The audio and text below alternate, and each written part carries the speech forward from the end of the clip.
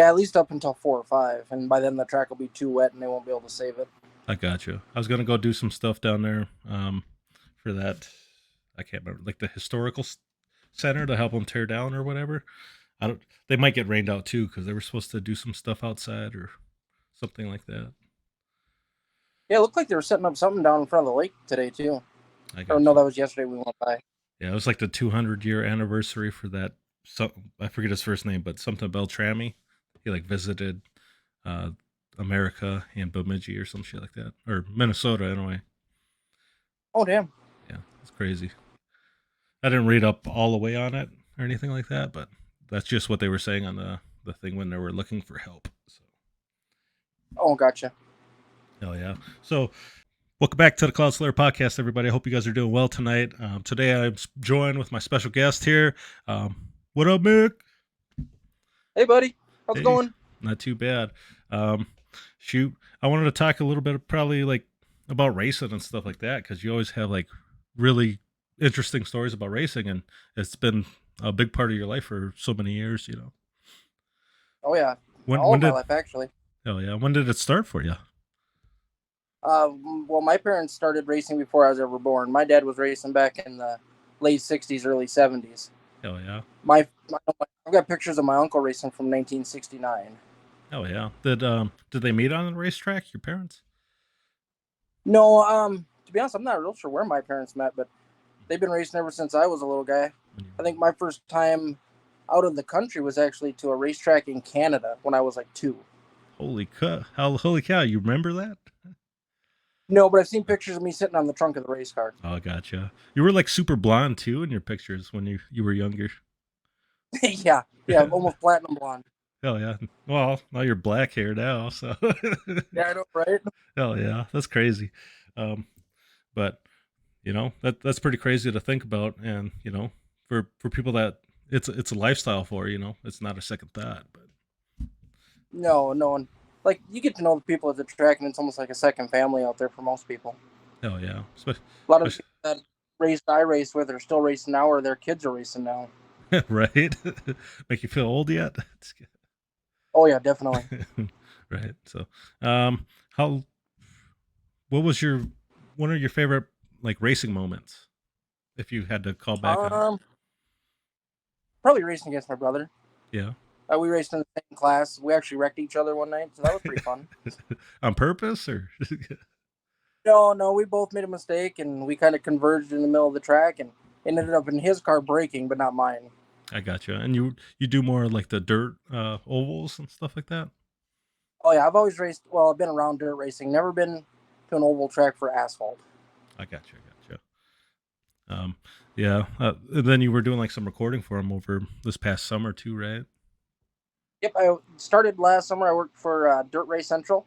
Hmm. So they go to a lot of area local tracks and stream races that people can't make to live. So they stream them and you can watch them that way. Cool. Are they like subscription based or anything like that? Do you got to pay like a monthly fee Uh, Subscription based if you want to watch on demand. If you want to watch a live event, it's about $20. per event? Yep, and Oh, that's about what it costs generally to go to a track. Like if you want to go to Bemidji on a normal night, it's $14 to go. And if you buy any kind of beverages or anything, you're probably right at that $20 mark. I gotcha. So for $20, you can watch it from your couch.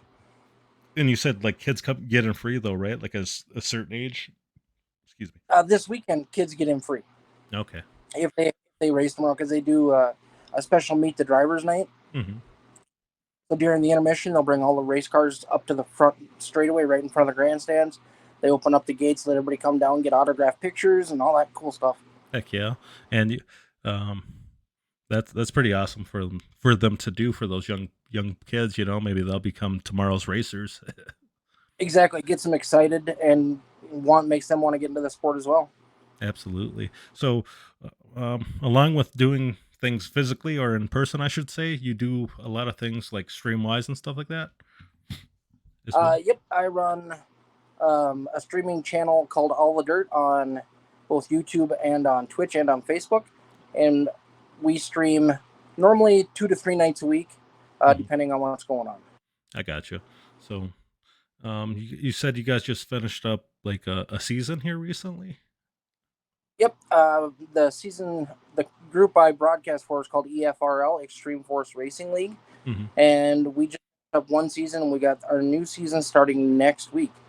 So Monday night we're going to be running Xfinity cars, and Tuesday night we're going to be running two classes of late model stock cars, a rookie series and an advanced series. And then on Thursday night we run dirt cars. Heck yeah, that's awesome. Um, a lot of lobbies I've been a part of, or even some that I've been a part of with you, they have some awesome crashes in there. Good thing about that is nobody gets hurt. That is true. Yeah, maybe feelings, but Although, yeah, maybe some hurt feelings, but nobody is hurt on the track, and it doesn't cost you anything to fix the car. right, absolutely. So it's a great experience. I mean, especially for somebody like me who's never really been a part of that sport, to at least be able to race. It's fun. It really you experience it live at the track. It gets in your blood. It's something you. It becomes part of who you are. Like, yeah. I mean, I've been pretty obsessed, like watching like freaking racing stuff. I've seen some stuff about like Shane Hamill and or Shane Mill. That was a Yep. tragic story.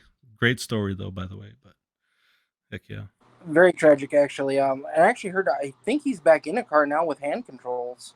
is he? I thought he had like he owned a car or something like that, and but he was still paralyzed and stuff like that. So I don't know. He might be Okay, back. maybe.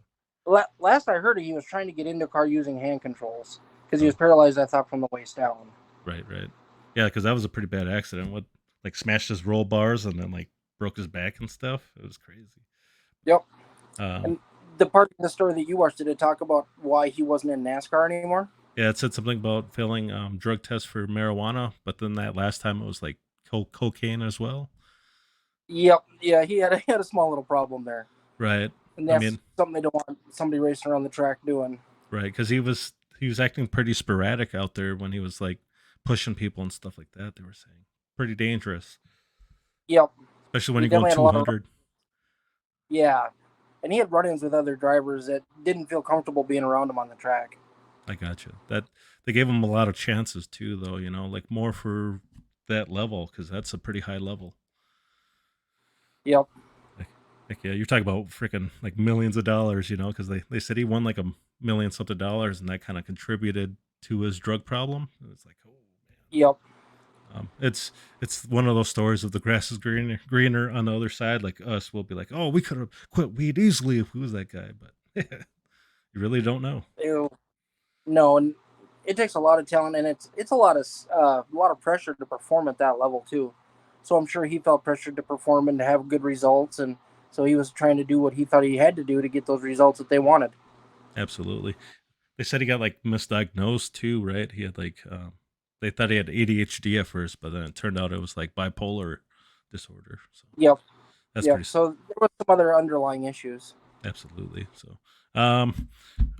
what are one of the like most embarrassing moments of racing for you?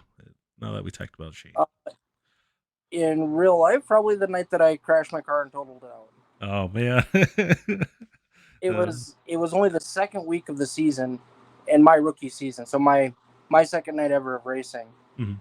and I went into turn one way too hot, way too low, slid up the track, hit another guy, and they just put a brand new guardrail fence around turn one and two, and I took 50 feet of it down with the front end of my car. Right. And you said Bemidji was just built that year too, right? That track? Well, not the track, but that was the first year they put the guardrail fence around the corner. Oh, I got you, And you had like Yeah, pictures of before stuff that. in the news. Oh, sorry. Oh yeah, I've got a lot of pictures of it, my car being totaled out. We had to build a new car in 3 days and went back racing the next weekend. Heck yeah, that's awesome. A lot of work, but did you get scared after that, or did you kind of rub it off? No, I really didn't get scared. It happened pretty quick to where I didn't have time to think about what was happening. And Hmm. all I got was like two little bruises from the, because you wear a 5 point safety harness. So all I got was two little bruises. So it didn't hurt me. So it didn't affect me that way. That's good. Like some people, they can't recuperate sometimes. Yeah, they get in their own head and then they aren't able to perform to the same level they were. Absolutely. Um, what was your? Did you get any like wins or anything like that? Sorry. No, I never got any wins, but I had a lot of fun. Met a lot of great people. Heck yeah. And what was for you? Which race stood out the like the most that first comes to mind? Um, Probably when I was younger, I was probably about 4 or 5, seeing my cousin win his first race. Mhm. Oh yeah, that's pretty cool. Yeah. So it's been in your like your whole family, entire family then, huh? Yep. My uncle, my dad, my cousin still races, and now I've got second and third cousins that are into racing now too as well. Heck yeah, They're that still racing at Bemidji Speedway. I got you. Hell yeah, that's beautiful though. I mean, it probably ain't cheap though, huh? No, and it's not nearly as cheap as what it was when I raced. Now they're spending a lot more money to build the same car I had. I bet. Holy man, piles up fast. Um, I was watching like Kenny. I can't remember his last name right now, but he was talking about how he like that subject pisses him off because people don't know what they're talking about when drivers get paid or something like that because they don't take into Oh, probably account. Kenny Wallace. Yeah, Kenny Wallace. I think that's who that was, and he was like breaking it down that if you win a race, you're probably going to get like $750 take home for a lot of these dirt races, and he's like, well, then if you wreck an engine, that's $10,000 right there. So he's like, it really doesn't pay for itself. Well, yeah, and like over the course of the night, if you wreck one tire, that's almost $200 just for a tire. That's crazy, and Yeah, you don't get into dirt racing for profit, that's for sure. no, it's a You get into it because lifestyle. you love it. Hell Yep, yeah, hell yeah. And iRacing is probably the cheapest way you're going to go about it. it is. But I've seen people spend a lot of money on that too, with Well, depending on their game. Right? And the a steering wheel for iRacing, if you want an expensive wheel, you can spend it a seven, eight thousand, thousand dollars on a wheel. just the wheel. Well, they Just the wheel, yeah. do they got like the cockpits and stuff like that? They do have those, but those are even more expensive. But like I saw one wheel just for the wheelbase itself was $6,000, and then for each detachable wheel, depending on the style you wanted, was another 1,000. Just the freaking base? What the heck? That's Yeah, insane. it, was, It better be the best freaking base I've ever touched. it should win races on its own. Right? Gosh darn it. Autopilot. I'm just kidding. Yeah, So I know. During COVID, when NASCAR was actually doing iRacing invitational races, mhm, they talked about some of that those guys had. It was Denny Hamlin spent $40,000 on his sim rig, man, that's crazy. But you know, but that thing was all actuated and moving, and yep. Whatever kind of advantage you can get, especially if actual races depend on it for those guys. Makes sense. yeah, and for them it makes sense to spend that kind of money because they're training. But average Joe, nope. Yep. Then they can have it on a rainy day too if they wanted to. So oh man, Yep. it'd be cool to get one of those. I wonder how it feels, just get thrown around by your thing. Years ago, down in the Mall of America, they had one that was actuated like that. It was fun, but when you got out of it, you were kind of messed up a little bit. Take some CTE for it or what? Yeah, Oh got to man, get your sea legs back. right? Oh, I tried that VR and holy man, I felt like woozy and stuff. So Yeah, yeah. I've tried it a couple times, and one time was really good. Second time was all right, and mhm. I'll try it again, but I got to get used to it. Right, I seen you streamed live with it. It looked pretty good. Yeah, and that was the race that I started last, spun out, and still worked my way back up to third. Yeah, yeah, you put in work for that one. Yeah, Oh man, that, um, that was with the street stocks. That was fun. yeah. Oh man, I remember seeing a little part of it anyways when I was on break. So um, very very important to note I was on break. It's good. But Well, usually like the usually if you're going broadcasting stuff, I'll have it in like one ear while I'm walking around, stuff like that. So listen to my beautiful voice. yep, yep. Oh, it's good. Oh man, but Well, in that race that we were in the trucks, I was in VR in that one, and I was running second there until my computer froze. oh man, freaking yeah, I have to get a fan for mine because the VR itself is like overheating and stuff like that. So Oh, yeah, that's not good. right, I know I got a big forehead too, so I mean it's probably hot. So, oh man, I do appreciate you stopping by and stuff like that. Is there any other like social media that people can find you at and that you broadcast at? Yeah, Yeah, you can find me on Twitch on All the Dirt, on YouTube on All the Dirt, and on Facebook on All the Dirt. Okay. I'll also put the description down below for everybody if they want to check it out. Hit that like and subscribe button. Uh, obviously appreciate it, and you know, check it out and see what it's about. So, heck yeah. Yeah, we Uh, have a good time. Hell yeah, all the time, man. That's it's crazy to talk about for me because I usually don't know what the hell I'm talking about. You're like, where are you at, Trev? You turn 3, you're like, I don't know, I'm lost. So I'll just go to the circle, bro. Just go to the circle. So Not just easy turning left, is it? no, because there's so much more to it. You gotta hope somebody doesn't wreck you or wreck in front of you, stuff like that. So Yep. you And weave your then on way. certain tracks, you got to watch out for tire wear.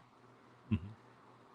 Oh And man, we ran a practice race on Tuesday last week with the late model stocks. mhm, We were at USA for 60 laps. The track temp was mhm. 130 degrees. Holy shit. At 50 laps, I blew my right front tire out, Holy man. That's and we crazy. didn't have any spare, so I was done. Oh man, you just had to pack it up, huh? Yep. What was it, like a 10-minute fix or something? No, there was no fix because we didn't have spare tires. Okay, so the game automatically just quits you out. That sucks. Yep. I did try to do Yep. this course one with the Formula cars, the open wheels, and somebody Okay. purposely ran right into the back of me. I was kind of mad, and I couldn't get it together after that. I backed out. I was like, forget this stuff. It was the first lap. I was just about to complete it. He's like, Oh man. yeah, because I was going around some wreckage. He must not have seen the wreckage or didn't hear his what do they call him? Uh, Spotters. the spotter. Yeah, the spotter. He didn't hear his spotter or Yep. something. So because it's pretty loud in the Yeah. game, it tells you what to look for and stuff. So Yep. heck yeah. Um, do you like any of the road ones or anything like that? I am not good at road courses. I do like I refer to them as the jumpy trucks. They're Yeah, the Pro 2 lights, Pro 2s, and Pro 4s. They're a dirt road course kind of, but they're ups, down hills, over jumps, yeah. and That's you're the sliding ones them we around raced most. that one night, right? Yep. Do they got some in the D class? Because I made it to D class in that road course, so I'd try them out. Yeah, I think they do. Heck yeah. And they got some of those that are like a rally crossover where they're half asphalt, half dirt. Oh, Those for are like really the fun. Volkswagen and stuff Like the Volkswagen, but with those trucks. with those trucks though. Is that like Yep. a higher class to achieve to get that? I don't think so because I'm only class D or C in those trucks, Okay, and I've raced. right. It takes quite a bit to race on there, huh? I know for sure you got to be safe. You to get your license up, you got to be safe, have a 4.0, and you have to have 3 races minimum in that class that you're currently in.